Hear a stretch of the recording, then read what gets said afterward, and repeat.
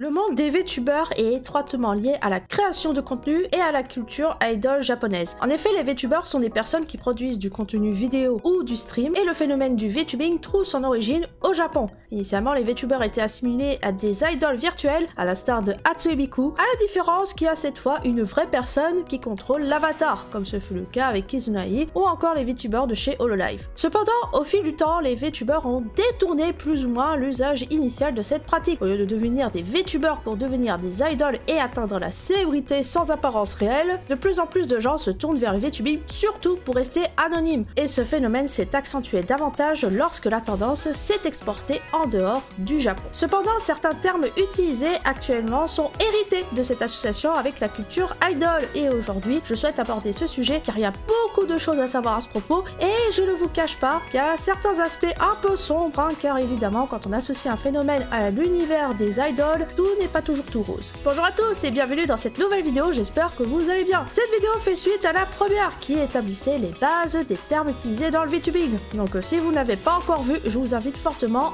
à le faire. Aujourd'hui, nous allons poursuivre notre exploration de ce domaine et discuter de ce qui concerne les VTubers, mettant davantage l'accent sur l'aspect idol et la communauté des VTubers. Avant de commencer, petit disclaimer, le fait que je parle de termes utilisés dans le VTubing ne signifie pas qu'ils ne sont pas du tout utilisés ailleurs. Bien sûr, vous retrouverez ces termes dans d'autres domaines, mais je me concentre spécifiquement sur les VTubers, et si cela peut servir à faire d'une pierre deux coups, bah tant mieux du coup. J'espère que vous êtes prêts car il y a beaucoup de choses à découvrir. Allez, let's go, c'est parti!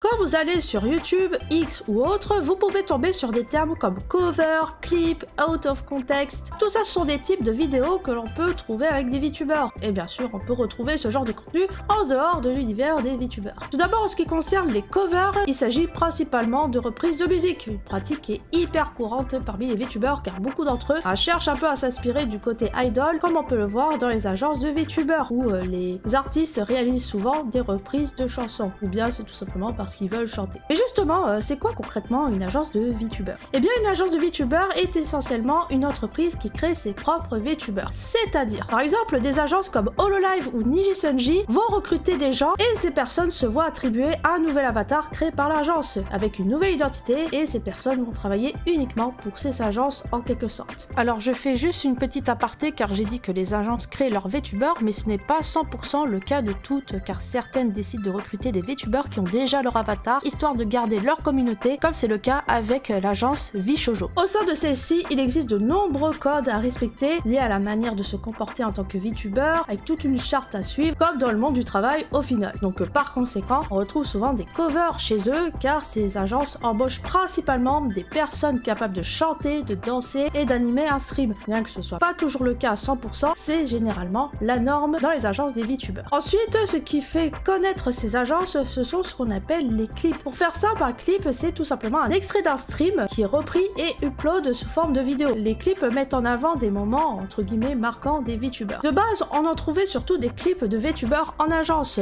mais il y en a tellement maintenant de VTubers qu'on peut retrouver des clips de VTubers indépendants, qu'ils soient anglais, français ou de toute autre nationalité. C'est quelque chose de très courant dans le monde des VTubers car ça permet de les mettre en avant, mais également dans le domaine du streaming aussi, car on retrouve souvent des clips chez les streamers, notamment sur YouTube. Un exemple, c'est le célèbre fameux Fat Giorno qui reprend des extraits des streams de joueurs du grenier et bien d'autres streamers. Et d'ailleurs, ces clips, on les appelle souvent des out of context, c'est-à-dire que ce sont des extraits vidéo sortis de leur contexte qui peuvent être interprétés de façon très différente lorsqu'elles sont en dehors forcément du contexte.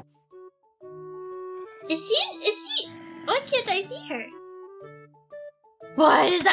Mais du coup, c'est surtout pour un but humoristique, et il y en a vraiment beaucoup chez les VTubers, que ce soit chez les indépendants comme chez les VTubers en agence. Par ailleurs, on fait beaucoup la distinction entre les personnes indépendantes de celles issues d'une agence, et on utilise deux termes pour cela. Alors, les VTubers indépendants sont appelés les VTubers indie, qui est tout simplement l'abréviation de indépendant, tandis que ceux qui sont issus d'une agence sont appelés les VTubers corpo, pour le terme corporation. Il peut arriver que des VTubers corpo ont commencé en tant que VTubers indie, et que le public cherche absolument à savoir leur passé. Dans ce cas, on dit qu'ils ont un past life, c'est-à-dire une vie antérieure par rapport aux VTubers qui sont aujourd'hui. Cela peut concerner leur ancien avatar de VTuber ou même leur identité réelle. Comme vous le savez, Internet regorge de curieux et le VTubing suscite beaucoup d'intérêt à ce sujet. Dans le monde des VTubers, on trouve différents types de contenus. Mais il faut faire attention car certains VTubers produisent un contenu destiné à un public majeur, tandis que d'autres choisissent de rester plus grand public. On distingue alors les VTubers dites Seiso et les VTubers lewd. Alors le terme Seiso vient du japonais et signifie nettoyage, dont le premier kanji signifie quelque chose de pur, propre, de purifié, tandis que le deuxième kanji porte lui le sens de balayer, nettoyer. Et c'est pour ça que du coup on part du nettoyage avec le terme Seiso. Dans le VTubing, le terme Seiso est associé à la pureté, à un contenu sans connotation sensuelle, axé sur le wholesome, c'est-à-dire du contenu sain. En revanche, les VTubers lewd abordent des sujets plus orientés et sensuels, parfois en sexualisant leur avatar. Leur contenu peut être plus provoquant, avec des avatars et des thématiques, on va dire, sexy. Évidemment, ce type de contenu n'est pas du tout adapté aux mineurs, donc faites attention. Bon, bien sûr, il faut faire gaffe parce que pas tous les VTubers ne se revendiquent Seiso ou lewd. Cette distinction se fait surtout par le type de contenu partagé. Personnellement, je pense que vous l'aurez deviné, mais je suis plutôt Seiso. Ah, et bien sûr, il n'existe pas que deux types de VTubers. Il peut y avoir des VTubers qui rentrent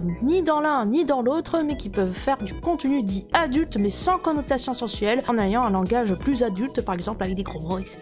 Bref, en vérité, il y a plus de variétés de VTubers que ça, mais c'était surtout pour expliquer ces deux termes qui me sont souvent revenus en demande d'explication. Mais bref, c'est surtout pour dire que le VTubing ne s'adresse pas forcément que aux très jeunes ou plus jeunes, ça peut s'adresser à tout le monde ou à un public visé. Il peut arriver que des fois, voilà, vous faites un petit stream et que des fois ça pop des contenus adultes un peu bizarres, dites no safe for work, c'est-à-dire qui sont pas du tout grand public, et des fois ça peut même entraîner des bans. Alors faites attention à ça, bien sûr, mais dans ce cas il faut savoir qu'il y a un terme japonais qui est utilisé quand cela arrive dans le chat, et c'est le terme yabai, pour signaler quelque chose de dangereux ou d'inapproprié. Si vous vous souvenez, la dernière fois nous avons discuté du début des VTubers, et il peut arriver qu'avant de découvrir l'avatar d'un VTuber, nous découvrions d'abord sa voix. Et on va pas se mentir, mais la voix joue un rôle extrêmement important pour un VTuber. En effet, la voix peut être un élément déterminant pour un VTuber, car une voix appréciée par les spectateurs peut certainement contribuer au succès du VTuber, mais attention pas que, il ne faut pas paniquer. Dans ce contexte, un VTuber peut décider de réaliser ce qu'on appelle un début voice, c'est-à-dire de spoiler simplement sa propre voix à venir. D'ailleurs, petite question pour vous, est-ce que la voix est plus importante que l'avatar pour un VTuber, ou est-ce l'inverse, ou alors ni l'un ni l'autre? N'hésitez pas à me dire votre avis dans les commentaires. Maintenant, nous allons aborder l'aspect de la culture idol que l'on retrouve dans le VTubing, et vous allez remarquer qu'il y aura quelques éléments qui peuvent un peu déranger. Malheureusement, dans la communauté des VTubers, cela peut parfois se manifester d'une manière assez négative, notamment à travers une certaine obsession pour tout ce qui concerne les idoles, etc. Pour commencer, nous avons le terme Oshi, qui est fréquemment utilisé dans le monde des VTubers ainsi que dans la culture idol. Le terme Oshi signifie simplement soutien, dans le sens où on est fan d'une personne et qu'on la soutient pleinement. Vous avez peut-être remarqué par exemple que dans le titre de l'anime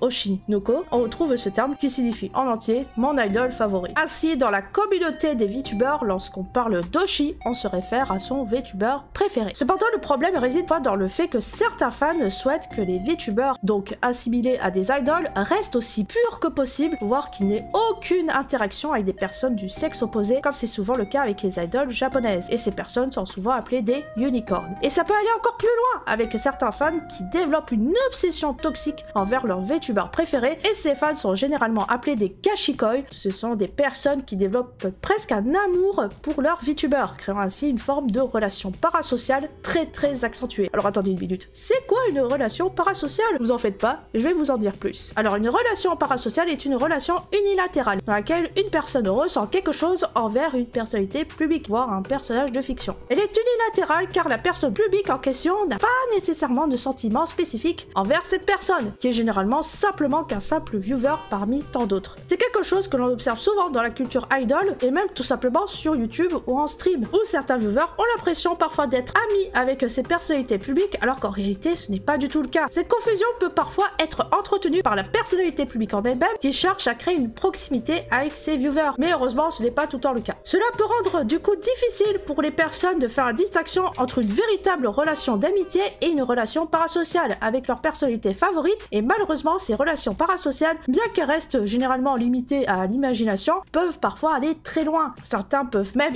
imaginer des scénarios entiers impliquant leur personnalité préférée, croyant qu'ils entretiennent une relation avec elle. Malheureusement, cela peut avoir des conséquences assez graves, car certaines personnes trop investies dans leur relation imaginaire peuvent adopter un comportement problématique, comme avec ces fameux unicorns qui veulent absolument que leur VTuber préféré reste pur, car en soi, il y a un peu dans l'imaginaire de ces personnes que ce VTuber ou idol sont à eux, alors que pas du tout. Dans de tels cas, les personnalités publiques ont souvent besoin de mettre un coup d'arrêt, de dire stop à tout ça et aux spéculations en déclarant clairement qu'elles ne sont ni amies, ni amoureuses, ni en couple avec eux. Malheureusement, certaines personnes qui sont un peu trop investies peuvent réagir de manière très grave. Alors parfois, ces relations parasociales intenses, voire de haine avec les haters, donc littéralement les haineux, envers la personnalité publique, peuvent entraîner des situations assez graves, telles que ce qu'on appelle le doxing. Alors le doxing, qui est un acte répréhensible bien sûr, consiste à divulguer des informations privées sur des personnes réelles. Alors ça peut être le nom, le prénom, l'adresse, etc. sur internet. Et malheureusement, certains VTubers ont déjà été victimes de cela, alors que beaucoup d'entre eux préfèrent quand même rester anonymes. Il est essentiel de comprendre que le respect de la vie privée est primordial, que la personne soit VTuber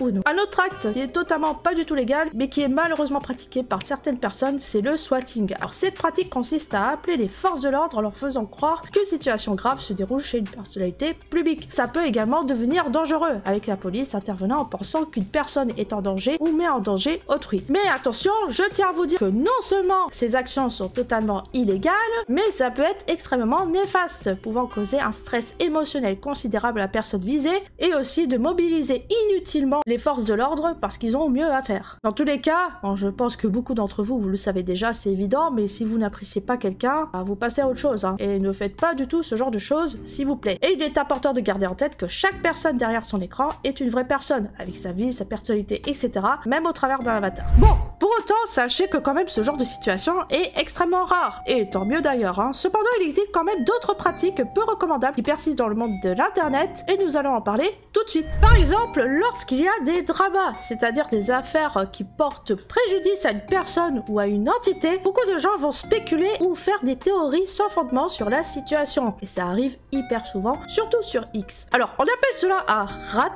alors je sais pas si ça se prononce comme ça, mais en tout cas ça vient du mot narrative et désigne le fait de répandre des rumeurs ou des histoires infondées pour émettre des théories ou des hypothèses sur une affaire en cours. Oui, ça fait un peu genre théorie du complot. Les personnes qui font ces théories sont souvent appelées eux aussi des rats, du coup, et elles sont souvent présentes sur des forums comme 4chan, Reddit ou encore sur X. On voit souvent le terme anon associé à ces rats, qui est tout simplement l'abréviation de anonyme. Lorsqu'il y a des dramas associés à des VTubers, cela peut avoir des conséquences assez impactantes, surtout dans le cas des VTubers corpo, où les personnes peuvent être licenciées par l'entreprise en raison de fautes graves, de dramas ou autres entourant la personne. Dans ce cas, on parle de termination. Alors le terme termination désigne littéralement un licenciement pour des fautes liées à l'entreprise. Un exemple récent de termination, c'est le cas de Celeste Satsuki qui a été licenciée par Niji Sanji. Bon, l'affaire est vachement compliquée et si vous voulez en savoir plus, j'en ai parlé dans cette actu virtuelle. En bref, il est vrai que dans le monde du VTubing, tout comme dans toute communauté, il peut exister des aspects moins positifs, mais pour autant il est essentiel de se rappeler que dans tous les domaines, rien n'est tout blanc, rien n'est tout noir. Cependant, il y aura toujours des aspects positifs et des moments agréables à vivre, donc mon conseil serait de suivre les VTubers que vous appréciez,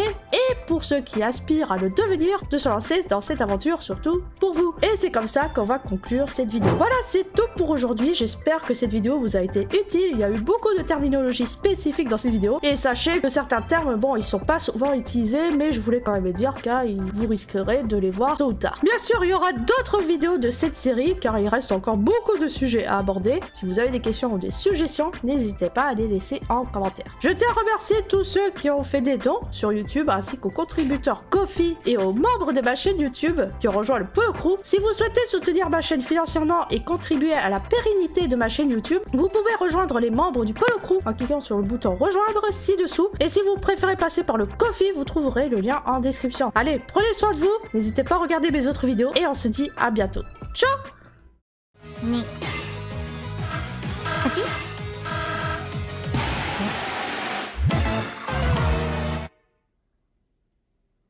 なんで21え31違うえ